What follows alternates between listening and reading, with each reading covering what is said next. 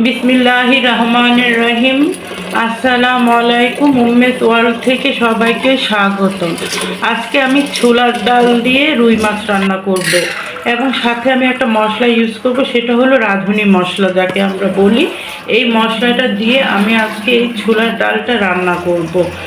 এইভাবে ছোলার ডাল রান্না করলে আমার ঘরে খুবই টেস্ট করে সবাই খায় এবং সবাই ভাত খুব চেটেপুটে খেয়ে ফেলে। আমি প্রায় এই রান্নাটা করি, তাই ভাবলাম আজকে আপনাদের সাথে শেয়ার করি। আমি প্রেশার কুকারে ছোলার ডালটা বসিয়ে দিলাম। এখানে আমি তেল গরম করতে দিলাম, মাছগুলো ভেজে নিব। এখানে হলুদ আর মরিচ দিয়ে লবণ দিয়ে আমি মাছগুলো ভালোভাবে মেখে আমি এটা ভাজবো, সুন্দর করে ভেজে নিব। আমি ভালোভাবে মাখিয়ে নিচ্ছি। মাখিয়ে নিয়ে আমি এটা ভেজে নিব।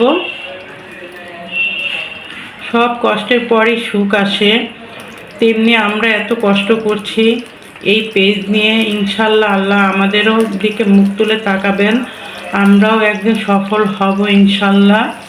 যাই হোক, আমরা এই মাছগুলো আমি এখানে দিয়ে দিলাম। তারপর প্রেশার কুকারে শীষ বেজে উঠলো। আমার প্রেশার কুকারে সিদ্ধ হয়ে গিয়েছে। এদিকে মাছটাও আমি উল্টিয়ে নিচ্ছি।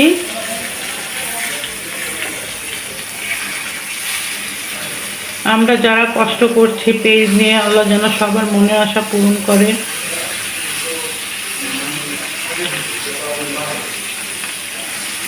যে যত বেশি কষ্ট করবে তার তত বেশি সফলতা আসবে ইনশাল্লাহ।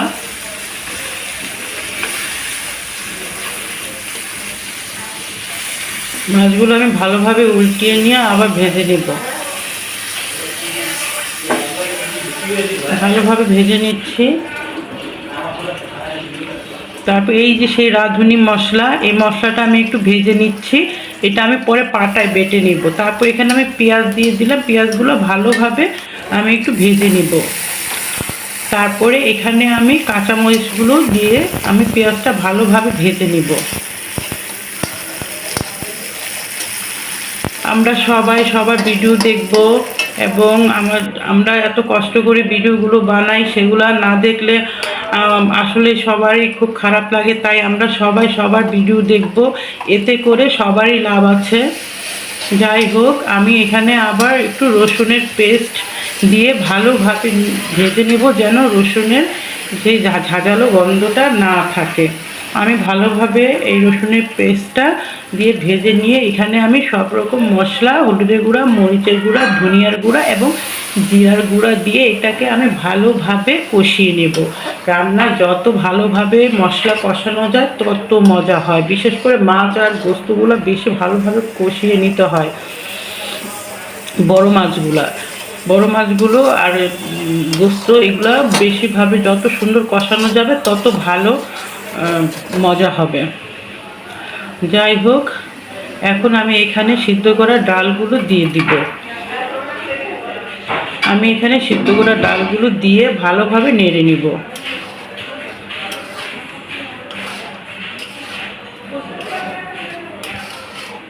একটা পেজ চালানো অনেক কষ্টের ব্যাপার।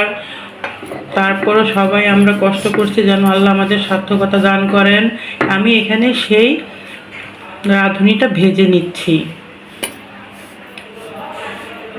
এই রাঁধুনিটা আমি রান্নার শেষে আমি দিয়ে দিব, সুন্দর একটা ফ্লেভার আসবে। এখানে আমার ডালটা কষানো হয়ে গিয়েছে। এখন আমি এখানে পানি দিয়ে দিব।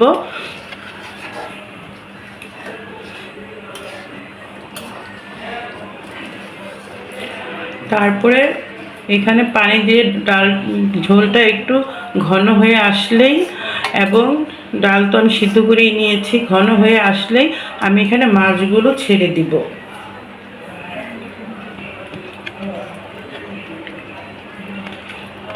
এক একটা ভিডিও যখন আমরা বানাই আমাদের খুবই পরিশ্রম হয়। সুতরাং এই ভিডিওগুলো যখন সবাই দেখে, কমেন্টস করে ভালো ভালো, তখন সবারই ভালো লাগে। এর জন্য আমরা সবাই সবার ভিডিও দেখে ভালো ভালো কমেন্টস করব, এতে আমাদের সবারই লাভ।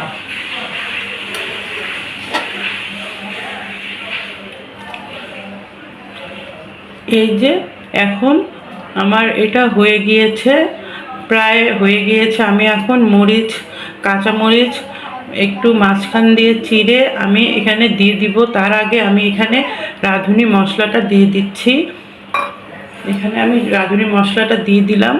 এই মশলাটা খুবই সুন্দর ফ্লেভার আসবে। ধনেপাতা দেওয়ার কোনো দরকার নেই, একটা আলাদা রকম টেস্ট হয় এই রাঁধুনি মশলাটা দিয়ে এই ডালটা রান্না করলে। দেখুন বন্ধুরা, কালারটা কত সুন্দর এসছে এবং খেতেও কিন্তু অনেক সুস্বাদু হয়েছিল। এই যে আমি মাঝখানে একটু কাঁচামরিচ চিড়ে দিচ্ছি, যেন কাঁচামরিচের ফ্লেভারের সাথে একটু ঝালটাও বের হয়ে আসে, তাই একটু হালকা করে চিড়ে দিচ্ছি।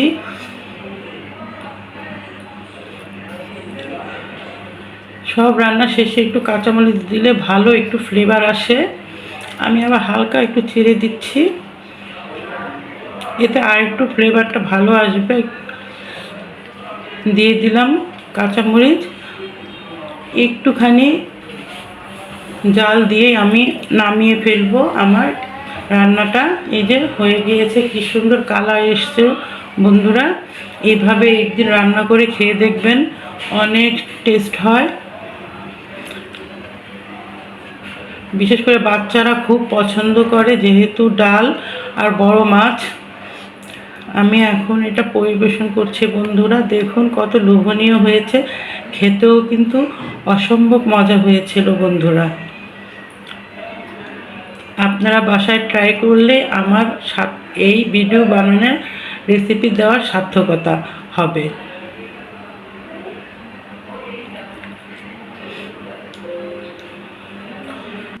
ভিডিওটি ভালো লাগলে একটা লাইক, কমেন্টস আর একটু শেয়ার করে দিবেন। আপনার সুন্দর লাইক কমেন্টসে আরেকজন এগিয়ে যাবে। সুতরাং একে অপরকে সহযোগিতা করি আমরা।